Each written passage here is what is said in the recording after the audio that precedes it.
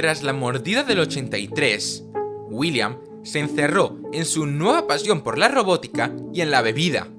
Empezó a ir de manera más y más frecuente a Junior's, el bar más cercano a su casa, donde pasaba horas y horas rodeado de copas. El bar le dio un lugar para pensar, para reflexionar, para recordar cómo Henry había robado su idea de un restaurante tematizado de animales, cómo lo había humillado al sacarlo de la bancarrota como si fuera un vagabundo pidiendo limosna, cómo este se llevaba todo el mérito, en especial con los nuevos animatrónicos, cuando eran sus diseños y él solo había hecho los endoesqueletos, cómo dejaron a su más querida creación fuera de la serie de televisión cuando casi todos los demás personajes seguían ahí, y para colmar el vaso, ahora era su hijo. Henry le había quitado su hijo. Al fin y al cabo, él era el encargado del mantenimiento de los Springlocks. William pidió otra copa, pero el camarero lo echó por estar demasiado bebido y le dijo que regresara a casa. Pero no lo hizo. Furioso y borracho, condujo hasta el restaurante original para gritarle a Henry a la cara todos sus pensamientos, solo para encontrar que alguien más lo estaba esperando. La hija de Henry, Charlie, estaba siendo acosada por unos niños que la habían dejado fuera del restaurante, mientras que Puppet permanecía atrapado en su caja. Genial, otro problema con el que lidiar, pensó. Pero entonces, Afton tuvo una idea, una maravillosa y abominable idea.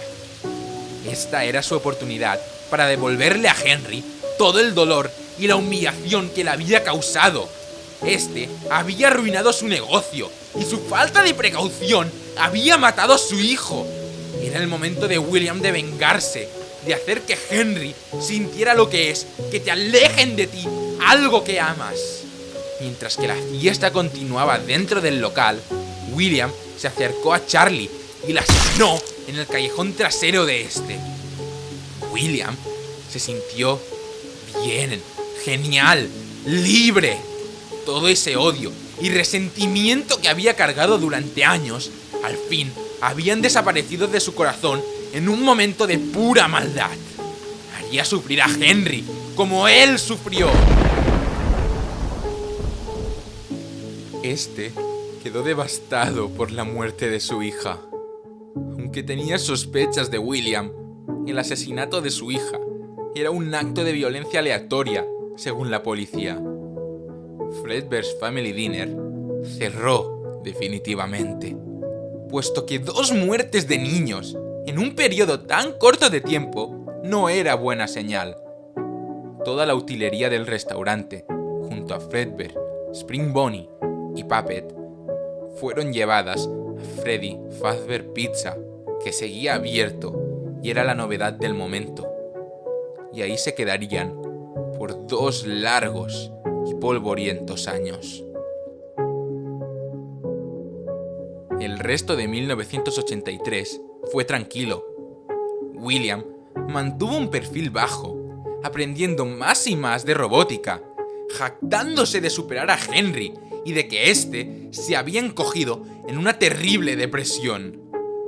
William abrió una nueva empresa afiliada a Afton Robotics LLC para hacer todos esos trabajos e investigaciones que serían controversiales si fueran públicos, usando el capital de las monumentales ganancias de Freddy Fazbear Pizza. El primero de todos fue un taller debajo de su casa, un verdadero búnker que le permitiría seguir trabajando en sus proyectos a la vez que vigilaba a sus 2 hijos restantes. 1983. Ese era el código que le recordaba por qué las cámaras eran tan importantes, por qué lo que hacía era tan importante. Eso era para cumplir la promesa que le hizo a su hijo. Te arreglaré, ¿cierto? Esto era por su hijo, ¿cierto?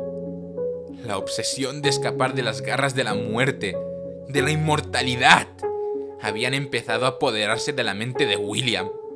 Una obsesión que no acabaría bien.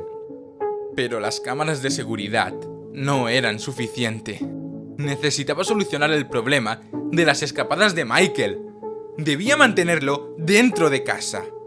Así que decidió probar una tecnología experimental con Michael. Durante todo este tiempo, William había aprendido mucho sobre robótica, al igual que sobre la mente humana, la cual podía ser engañada con una leve manipulación de los sentidos, como el sonido o el sistema respiratorio.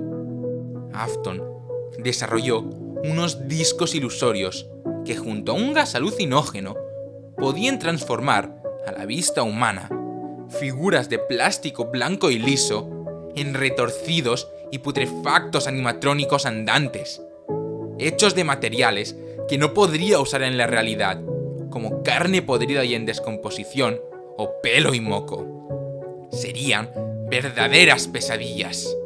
Además, que le permitiría experimentar con la agonía. Llevaba tiempo investigando el peluche de su hijo menor, que por alguna razón había cobrado conciencia. Afton creía haber descubierto que lo que le dio vida al juguete de su hijo fueron las fuertes emociones del miedo y terror que sentía por los animatrónicos, por lo que iba a ponerlo a prueba. De esta forma, se aseguraría de que Michael no se volviera a escapar de casa y podría experimentar con la agonía, por extremo que fuera. Pero al fin y al cabo, él fue el causante directo de la muerte de Evan, y lo lamentaría. Michael no solo crecería con la culpa de haber matado a su hermano, sino que también lo haría afrontando verdaderos monstruos, noche tras noche tras noche, afrontando ilusiones hechas por sonido. Todos estos proyectos extra acabaron por enterrar la poca vida familiar que aún les quedaba a los Afton. William era un padre ausente y un inexistente marido. Dejaba a su mujer sola y con una fría depresión que afrontar. William no quería pasar tiempo con ella, simplemente se negaba, por lo que finalmente Clara se divorció de este y abandonó a Michael y Elizabeth a su suerte con su padre. Pero por encima de todo esto, había un sentimiento que permanecía ahí. William no había acabado. Una vez que había probado el sabor de ser malvado, de ser libre, no podía dejar de pensar en ello. El asesinato de Charlie había liberado algo en él, algo que quería más, que quería sangre.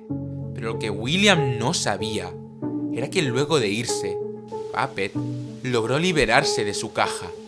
Este salió del local, arrastrándose por el frío suelo, puesto que la lluvia caía como cuchillos sobre él.